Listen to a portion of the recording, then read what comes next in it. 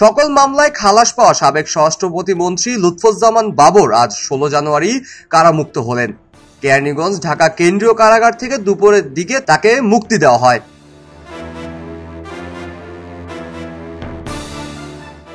বিএনপির এই নেতাকে বরণ করে নিতে কারা ফটকে সকাল থেকেই ছিল লাখো মানুষের ভিড়। নেত্রকোনার হাওর অঞ্চলের 3টি উপজেলা মোহনগঞ্জ, খালিয়াজুড়ি ও মদন থেকেও কয়েক হাজার মানুষ এসে হাজির ছিলেন কেন্দ্রীয় কারাগারের সামনে। মোহনগঞ্জ, খালিয়াজুড়ি ও মদন এই 3টি উপজেলা নিয়ে গঠিত জাতীয় সংসদের 160 নম্বর ও নেত্রকোনা 4 আসন। এই আসনে সাবেক সংসদ সদস্য বাবর, তিনি শুধুমাত্র একজন সংসদ সদস্য ও প্রতিমন্ত্রী নয়, হাওর বেষ্টিত জনপদের সাধারণ মানুষের কাছে তিনি একজন জনদরদী, দানবীর ও তুমুল জনপ্রিয় নেতা হিসেবে সুপরিচিত।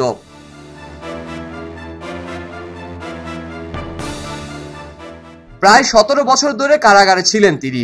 এর মধ্যে কয়েকবার অসুস্থ হয়ে হাসপাতালে চিকিৎসাও নিয়েছেন। গত মঙ্গলবার চট্টগ্রামে আলোচিত 10 ট্রাক অস্ত্র চোরাচালান ঘটনায় অস্ত্র আইনের করা পৃথক মামলায় যাবজ্জীবনের কারাদণ্ড থেকে খালাস পান এই নেতা। বিচারপতি মোস্তফা জামান ইসলাম ও বিচারপতি নাসরিন আক্তারের সমন্বয়ে গঠিত হাইকোর্ট বেঞ্চে এই রায় ঘোষণা করে। এই রায়ের মাধ্যমে বাবর তার বিরুদ্ধে করা সব মামলা থেকে খালাস পান।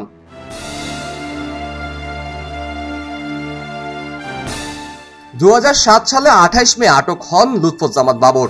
এরপর বিভিন্ন মামলায় তার দ্বন্দ্ব হয়। এর মধ্যে 2টি মামলায় মৃত্যু আদেশও হয় তার এবং একটিতে দেওয়া হয় যাবজ্জীবন কারাদণ্ড। তবে গত 5ই আগস্ট ছাত্র জনতার অভ্যুত্থানে আওয়ামী লীগ সরকারের পতন হওয়ার পর এসব মামলার আপিল শুনানি শেষে একে একে খালাস পান বাবর। এর মধ্যে গত 23 অক্টোবর দুর্নীতির মামলায় 8 বছর দ্বন্দ্ব থেকে এবং 1 ডিসেম্বর 21 আগস্ট গ্রেনেড হামলা থেকে খালাস পান তিনি। 21 আগস্ট মামলায় বাবরকে মৃত্যুদণ্ড দিয়েছিলেন বিচারক আদালত।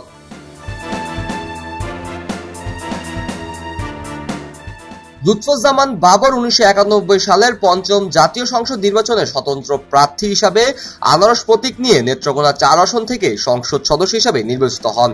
এরপর 15 জানুয়ারি 1996 সালের 6ষ্ঠ এবং 2001 সালে 8ম জাতীয় সংসদ নির্বাচনে বাংলাদেশ জাতীয়তাবাদী দলের প্রার্থী হিসাবে নেত্রকোনা 4 আসন থেকে সংসদ সদস্য নির্বাচিত হন। 8ম সংসদে তিনি ষষ্ঠ প্রতিমন্ত্রী হিসাবে দায়িত্ব পালন করেন। ডেস্ক রিপোর্ট, খবরের কাগজ।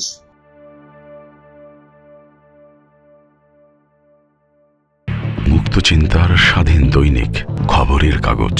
এখন খবর হবে নিখাত, নির্ভীক, নিরপেক্ষ।